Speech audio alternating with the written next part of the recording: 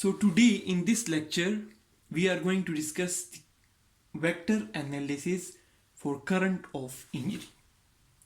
In the previous lecture we have discussed the current of injury, and we basically discussed that due to some pathology there is depolarization of the heart even between the heartbeats, and there is permanent depolarization of some part of the heart, either partial depolarization or complete depolarization. There is a flow of current even between the heartbeats, and that flow of current is basically known as current of injury. Normally when the heartbeat occurs, there is no flow of current, there is no flow of current or no recording between two heartbeats. But when the some part of the heart has been damaged, a part of the heart remains depolarized, and that depolarization basically leads to flow of current all the time even between the heartbeats, and that is known as current of injury.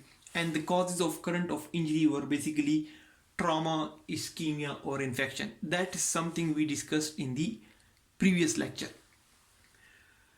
But what will be the effect of current of injury on the vector analysis? What will be the effect of current of injury on the appearance of a QRS complex? What will be the effect of current of injury on the normal ECG strip or ECG? Basically, to discuss the effects of current of injury on the vector analysis, or effect of current of injury on the appearance of QRS complex, or effect of current of injury on ECG, we need to remind again that what we discussed previously, the vector analysis for the normal human heart, or the normal depolarization of the normal ventricles. We discussed that when depolarization of the ventricle starts, it starts basically from the septum of the heart.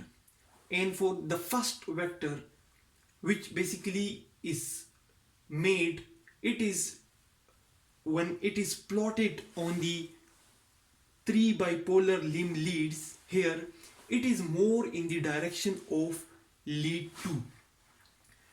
As the depolarization spreads, it involves more of the myocardium, and the appearance of the vector, the size of the vector, the voltage of the vector keep on increasing. Then with the passage of time, when more of the ventricle has been depolarized, the direction of the vector here keep on shifting towards the bases of the ventricles. It shifts toward the base of the heart because the apex, the endocardium of the heart has been depolarized, so the vector direction shift toward the base. And when the vector shift toward the base, and when plotting for this vector is done again on the standard bipolar limb lead on this measuring scale, we see that the appearance of the QRS complex change. Initially the projected vector on lead 1, lead 2, lead 3 were increasing in size, but as the direction of the vector changed, the size of the vector started again decreasing.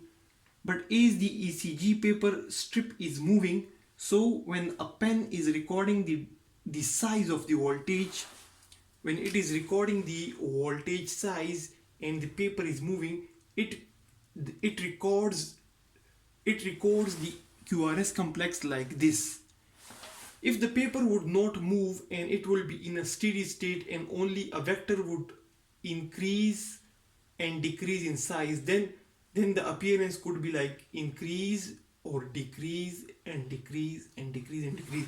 But as the paper is moving, so the appearance comes like this one. And that's because the vector size initially increase and then decrease, which leads to a typical appearance of the QRS complex on lead 1, lead 2 and lead 3. Here it is important to remember that the initial vector when plotted on the three bipolar limb leads, it is more directed in the direction of lead 2. It is more directed in the direction of lead 2. So its shadow on lead 2 will be bigger in size. Its voltage on lead 2 will be larger in size than the lead 1 and lead 3. Then as the depolarization spreads, the, the heart has completely been depolarized. The vector size, the size of the vector completely disappears and it has touched the 0 point again. It started at the 0 point, it increased like this and it has come back to the 0 point, making an appearance of the QRS complex, which is slightly different in lead 1, lead 2 and lead 3. Now the same vector analysis when done for a heart which has got the current of injury, we will see that a heart which has got current of injury, it is depolarized. It is depolarized even before the start of normal depolarization of the ventricles. So even before the depolarization of the normal depolarization that would start from the SA node, there is a current of injury. Now if you see this current of injury, it was not present normally.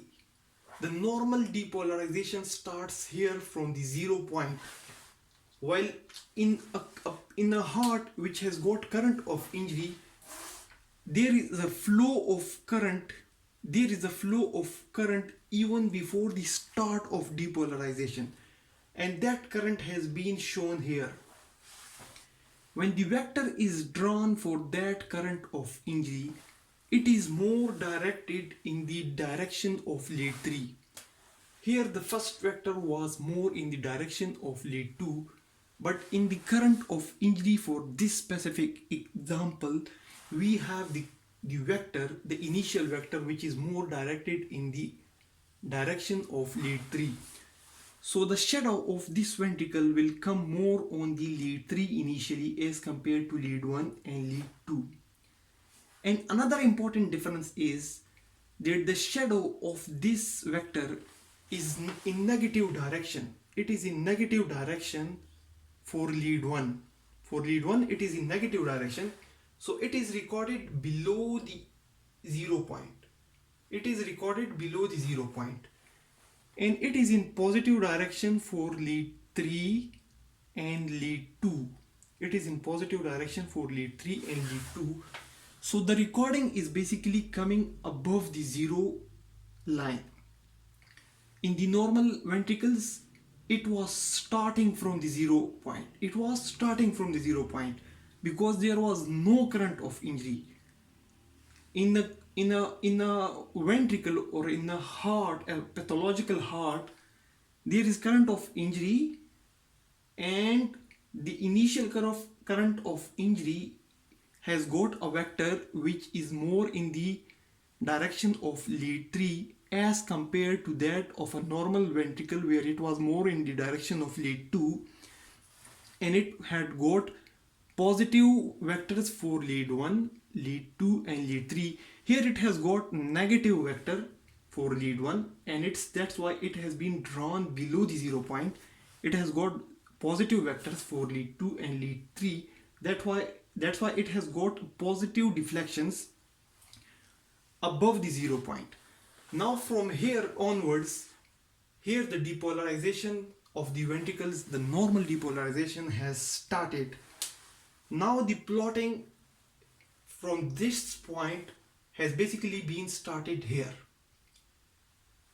Initially in the normal ventricle, the plotting of the vector starts from the 0 point. But in the current of injury, there is a current and it is already present, and it is in the positive form, and it is present below the 0 point in lead 1 and above the 0 point in lead 2 and 3. As the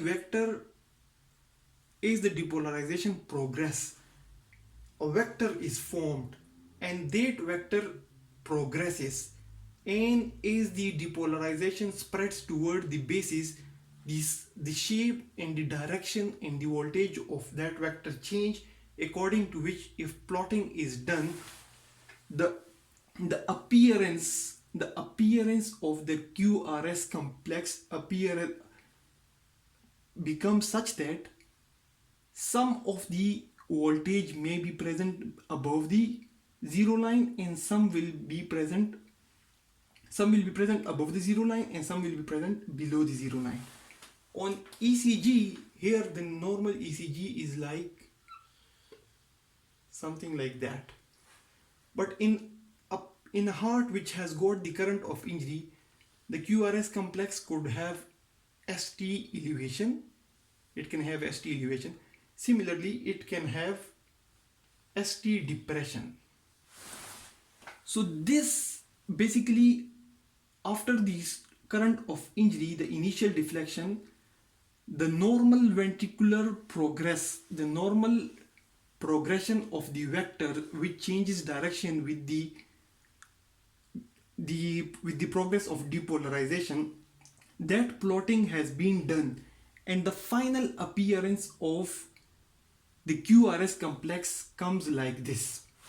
So if we see, when the whole of the heart has become depolarized, no current is finally flowing, so the final point has almost reached the 0 point. The final vector has reached the 0 point. There is no flow of current, because initially only the area which has got current of injury was depolarized, but finally the whole of the heart has become depolarized, so no current is flowing.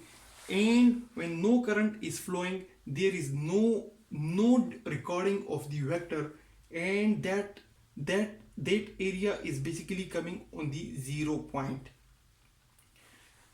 When the depolarization is over and repolarization starts, again the vector comes to this point where it has initially started. It has come again to that area where it has initially started. So here the repolarization has started again, and that current of injury area, that area with permanent depolarization, has appeared again, and it has made its own vector once again. So that's the difference between vector analysis. That's the difference between the appearance of the QRS complex. That's the difference between the vector analysis for a normal heart and a heart which has got current of injury. And the difference is that the normal heart, the depolarization will start from the 0 point, from the septum. It will make a regular QRS complex, and this is the process which we have explained in previous lectures. But in a heart which has got current of injury, the initial deflection is basically present below the 0 point in lead 1 in the negative direction, but it is present in positive direction in lead 2 and lead 3. Then the further progression of the vector is just like the normal heart. But finally when the depolarization has completed and the heart becomes repolarized, that current of injury appears again, and it comes to its starting point from where it has started. When the whole of the heart has been depolarized, the vector has reached the 0 point, and there is no deflection above or below the 0 point, and no vector is recorded. So that's all about the vector analysis for current of injury. Thanks a lot for watching the video.